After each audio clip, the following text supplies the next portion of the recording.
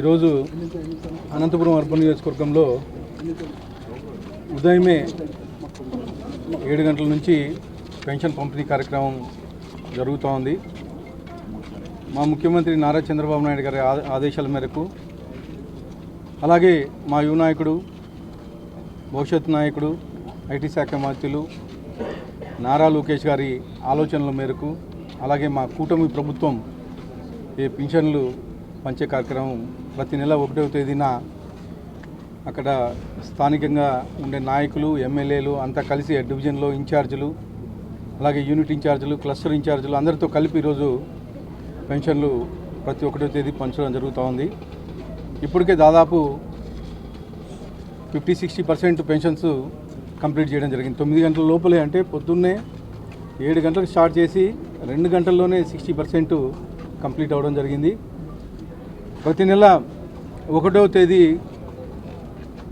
సాయంత్రం కల్లా 95-96% పెన్షన్స్ ఇవ్వడం జరుగుతుంది. ఏదైనా ఒకటి అరా ఏదైనా ఇంటి దగ్గర లేకపోవడము, లేకపోతే మిగిలినవి నెక్స్ట్ డే మధ్యాహ్నం లోపల కంప్లీట్ చేస్తున్నాం. 100% పెన్షన్స్ 1వ తేదీ లేదంటే 2వ తేదీ లోపల ఖచ్చితంగా ఇస్తున్నాం. గత ప్రభుత్వంలో, జగన్మోహన్ రెడ్డి ప్రభుత్వంలో ఎక్కడ కానీ పెన్షన్స్ పాపం సచివాలయాల దగ్గరికి పోయి కాచుకొని తెచ్చుకునే పరిస్థితి, అలాగే ముసలి ముతుగా ఎవరన్నా ఉంటే ఇబ్బంది పడే పరిస్థితి ఎండకి కాచుకొని. కానీ ఈరోజు 1వ తేదీ టెన్షన్గా, అంటే పర్ఫెక్ట్గా అదే సిబ్బందితో, మా సచివాలయం సిబ్బందితో కలిపి మా నాయకులు, క్లస్టర్ ఇన్ఛార్జీలు, యూనిట్ ఇన్ఛార్జీలు, బూత్ ఇన్ఛార్జీలు కలిపి పెన్షన్ కార్యక్రమం పంచడం జరుగుతోంది. ముఖ్యంగా గత ప్రభుత్వంలో, జగన్మోహన్ రెడ్డి ప్రభుత్వంలో 2,000 రూపాయల నుంచి 3,000 రూపాయలు పెంచడానికి 5 సంవత్సరాలు పట్టింది. కానీ వాగ్దానం మాత్రం మేము 1,000 రూపాయలు పెంచుతామని చెప్పేసి ఇవ్వడం జరిగింది గత ఎన్నికల్లో, 2019 ఎన్నికల్లో. అంటే ప్రజల్ని మభ్యపెట్టి ఈ వాగ్దానాలు చేయడం జరిగింది. కానీ 2019లో గెలిచిన తర్వాత 5 ఏళ్ళకి 1,000 రూపాయలు పెంచినాడు. కానీ మా ముఖ్యమంత్రి నారా చంద్రబాబు నాయుడు గారు మేనిఫెస్టోలో పెట్టిన విధంగా 1,000 రూపాయలు పెంచుతామని చెప్పేసి చెప్పిన విధంగా తొలి 5 సంతకాల్లో పెన్షన్ పెంచే కార్యక్రమం తీసుకున్నారు. ఫస్ట్ 3,000 రూపాయల నుంచి 4,000 రూపాయలకు పెంచాం. అలాగే వికలాంగులకి 6,000 రూపాయలు ఇచ్చాం. అలాగే పూర్తిగా బెడెడ్ ఉండే వాళ్ళకి 15,000 రూపాయలు ఇచ్చిన ఘనత మా ముఖ్యమంత్రి నారా చంద్రబాబు నాయుడు గారిది. ఇవే కాకుండా ఈరోజు భారతదేశంలో ఏ రాష్ట్రము ఇవ్వనంత విధంగా ఈరోజు పెన్షన్ కార్యక్రమం ఒక ఆంధ్రప్రదేశ్లో జరుగుతుందని చెప్పేసి తెలియజేస్తున్నాం.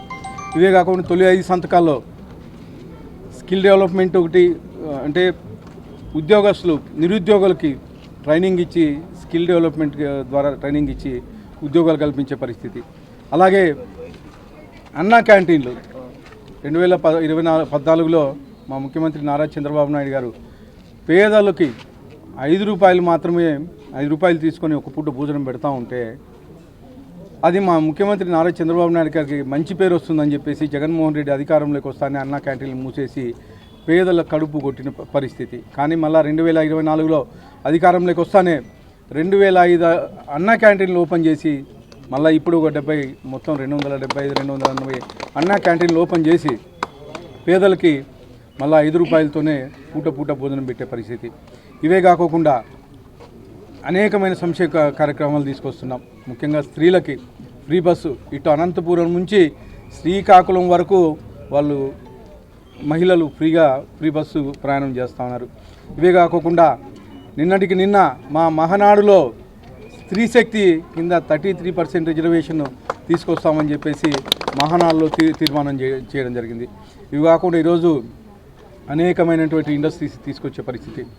దాదాపు ఈ 2 ఏళ్ల కాలంలోనే 25 లక్షల కోట్ల పెట్టుబడులు తీసుకొచ్చి 20 లక్షల ఉద్యోగాలకు పైగా ఈరోజు తీసుకొచ్చిన పరిస్థితి. అలాగే అమరావతిని 3 ముక్కలాట ఆడాడు గత ముఖ్యమంత్రి జగన్మోహన్ రెడ్డి. కానీ ఈరోజు మళ్ళా అమరావతి వచ్చే 2029 కల్లా కంప్లీట్ చేసి పర్మనెంట్గా రాజధాని అమరావతి అనే విధంగా చట్టంగా రూపొందించడం జరిగింది. అలాగే పోలవరం దాదాపు 60-70% 2014 నుంచి 19లో కంప్లీట్ చేస్తే మళ్ళా సెంట్రల్ నుంచి డబ్బులు తెచ్చి ఉండే పోలవరం డయాఫ్రామ్ వాళ్ళు అన్నీ కొట్టుకుపోయే విధంగా జగన్మోహన్ రెడ్డి చేస్తే మళ్ళా 2027 కల్లా పోలవరం పూర్తి చేసే బాధ్యత మా ముఖ్యమంత్రి నారా చంద్రబాబు నాయుడు గారు తీసుకొని 2027 కల్లా జాతికి అంకితం చేసే పరిస్థితి. ఇలా చెప్పుకుంటూ పోతే అనేకమైన సంక్షేమ కార్యక్రమాలు, అనేకమైనటువంటి ఇండస్ట్రీస్ తీసుకొస్తున్నారు. ముఖ్యంగా మొన్న పుట్టపర్తిలో డిఫెన్స్ ఇండస్ట్రీస్ దాదాపు 1,00,000 కోట్లకు పైగా డిఫెన్స్ ఇండస్ట్రీస్ శంకుస్థాపన చేశారు. ముఖ్యంగా మన ఉమ్మడి అనంతపూర్ జిల్లా నుంచి 5th జనరేషన్ జెట్ ఫైటర్ మనం తయారు చేయబోతున్నాం ఇక్కడ అనంతపూర్ జిల్లాలో, ఉమ్మడి జిల్లాలో. అంటే మనం కలలోగాను ఊహించలా మనం పుట్టపర్తి నుంచి మనం యుద్ధ విమానాన్ని ఇక్కడ నుంచి తయారు చేసి పంపిస్తామని. ఇదంతా సాధించిన ఘనత మన ముఖ్యమంత్రి నారా చంద్రబాబు నాయుడు గారిది, అలాగే మన అన్న లోకేష్ గారిది అని చెప్పేసి మన కూటమి ప్రభుత్వం చెప్పేసి తెలియజేస్తూ మరొక్కసారి ఈ పెన్షన్స్ కార్యక్రమం అయితేమి, అలాగే సాసా కార్యక్రమం అయితే ఇవన్నీ కేవలం మా నాయకుడు ముఖ్యమంత్రి చంద్రబాబు నాయుడు గారు రూపొందించినవని తెలియజేస్తూ అందరికీ ధన్యవాదాలు తెలుపుకుంటున్నాను.